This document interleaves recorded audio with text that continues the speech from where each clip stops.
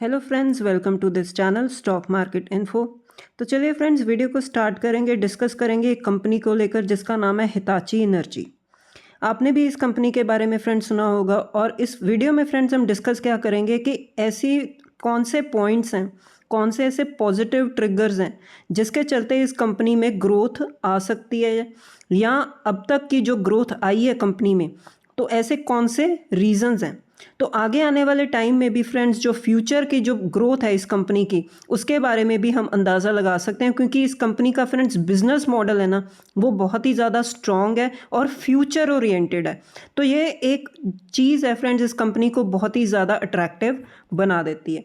तो सबसे पहले फ्रेंड्स चार्ट चेक लेंगे कंपनी का। कंपनी के आप देखोगे तो बहुत ही एक्सपेंसिव शेयर है, 33,570 के आसपास ट्रेड कर रहा है। तो बहुत ही ज़्यादा हाईली वैल्यूड जो है शेयर है कंपनी का। 1 लाख करोड़ के आसपास का जो है मार्केट कैप है कंपनी का, मतलब एक लार्ज कैप टाइप की कंपनी है। अगर आप चार्ट में भी देखोगे, एक हायर लेवल पर ऑलमोस्ट कंपनी ट्रेड कर रही है। जब से कंपनी ने अपना ऑल टाइम हाई टच किया, तब से जो है एक करेक्शन तो आई है कंपनी में, लेकिन फिर भी उसके आसपास जो है ट्रेड कर रही है। उसके बाद फ्रेंड्स सबसे इंपॉर्टेंट लर्निंग वाली बात इस कंपनी में ये हो जाती है कि अगर आप इसका पीई रेको, प्राइस टू अर्निंग रेशो देखो, तो वो 130 के आसपास चल रहा है। इट मीन्स कंपनी बहुत ही ज़्यादा प्रीमियम वैल्यूएशन पर ट्रेड कर रही है।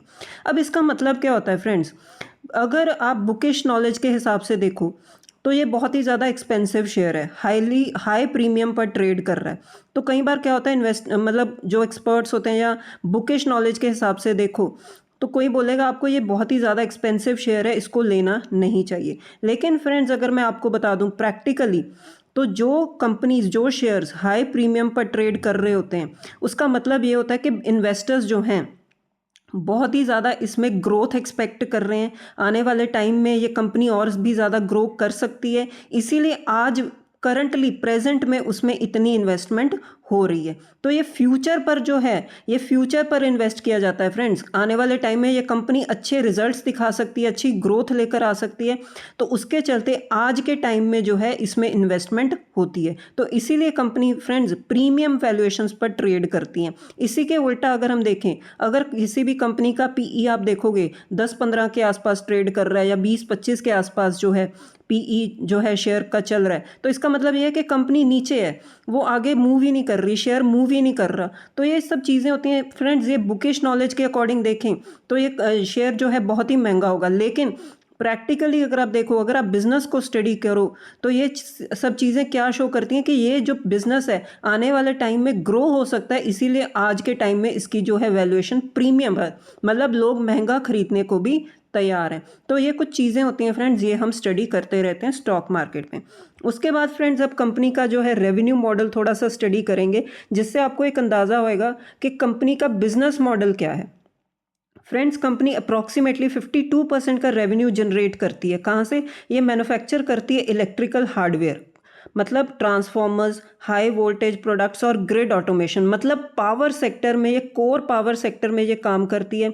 जो पावर सेक्टर में इलेक्ट्रिकल इक्विपमेंट्स होते हैं उसमें ये काम करती है। तो अप्रॉक्सीमेटली 52% का कोर रेवेन्यू ये कंपनी वहाँ से जनरेट करती है। उसके बाद फ्रेंड्स ये प्रोजेक्ट्स जो इनको मिलते हैं वहाँ से भी रेवेन्यू जनरेट करती है, जिसमें इनको करना क्या होता है, ग्रिड इंटीग्रेशन करनी होती है, कंस्ट्रक्शन और इंफ्रास्ट्रक्चर जो पावर सेक्टर में खड़ा करना होता है, उनके लिए जो प्रोजेक्ट्स इन कंपनीज को मिलते हैं उससे अप्रॉक्सीमेटली ये 45% का रेवेन्यू जनरेट करती है। मतलब ये दो सेगमेंट्स हैं, पहली और दूसरी, जिसमें कंपनी मैक्सिमम रेवेन्यू जनरेट करती है।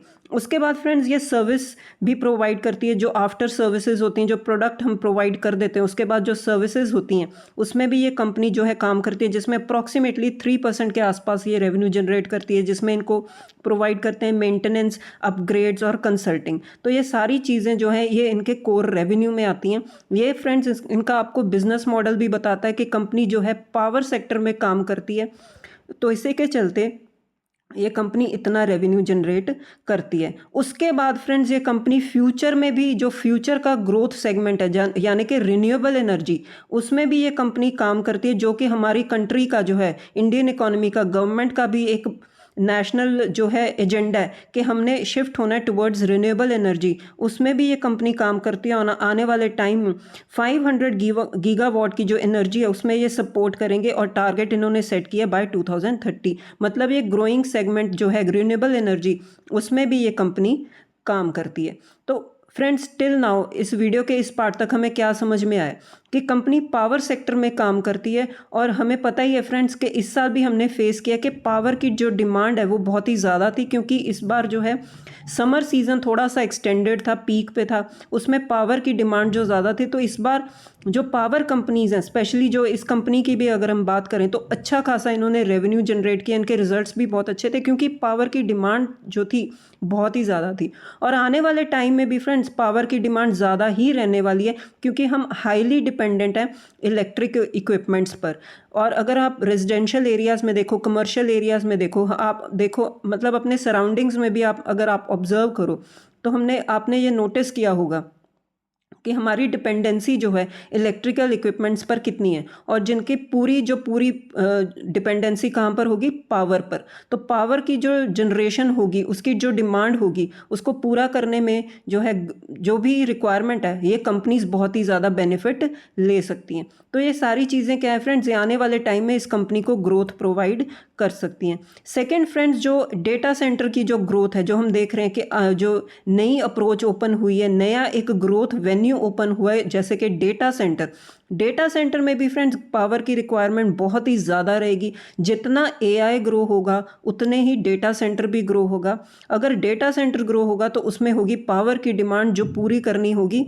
और इन कंपनीज़ के लिए, पावर की कंपनीज़ के लिए एक और भी बहुत बड़ी अपॉर्चुनिटी ओपन हो रही है, या आप देखोगे कि ओपन हो सकती है आने वाले टाइम में, और भी ज़्यादा ग्रोथ आएगी इस फील्ड में।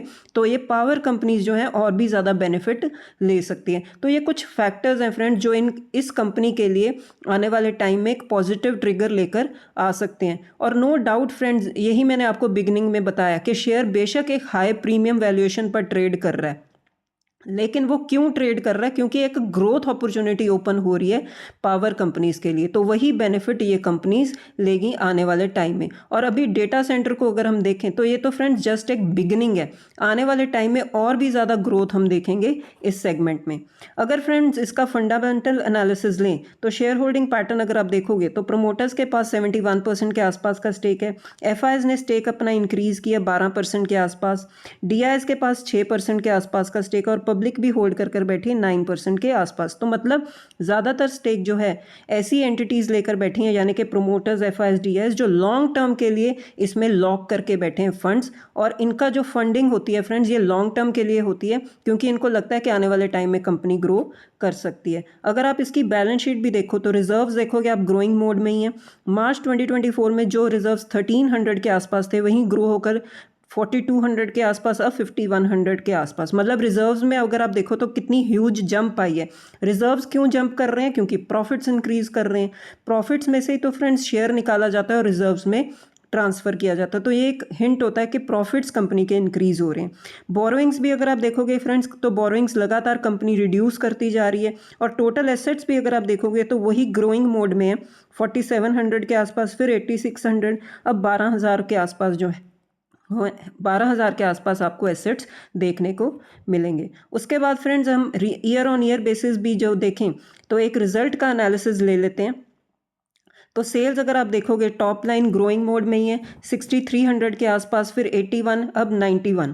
अब अगर आप प्रॉफिट बिफोर टैक्स भी देखो तो 516, फिर 1300, फिर 1500। मतलब अगर आप टिल डेट, मतलब टिल प्रॉफिट बिफोर टैक्स अगर आप देखो तो हर पॉइंट पे कंपनी ने जो है अच्छे ही रिजल्ट्स दिखाए हैं। उसके बाद आप नेट प्रॉफिट में भी देखो आपको सेम रिफ्लेक्शन देखने को मिलेगी। और ईपीएस भी ग्रोइंग मोड में है, पहले 86, फिर 221, फिर 258। मतलब फंडामेंटल एनालिसिस अगर आप करो या टेक्निकल एनालिसिस, कंपनी ने अच्छे ही रिजल्ट्स भी दिखाए हैं और परफॉर्मेंस भी दिखाई है। अब फ्रेंड्स ये इंटरेस्टिंग होगा कि आने वाले टाइम में भी ये कंपनी की परफॉर्मेंस कैसी रहेगी। तो बढ़ती हुई डिमांड के चलते और डेटा सेंटर की ग्रोथ के चलते आप इस कंपनी को स्टडी कर सकते हो।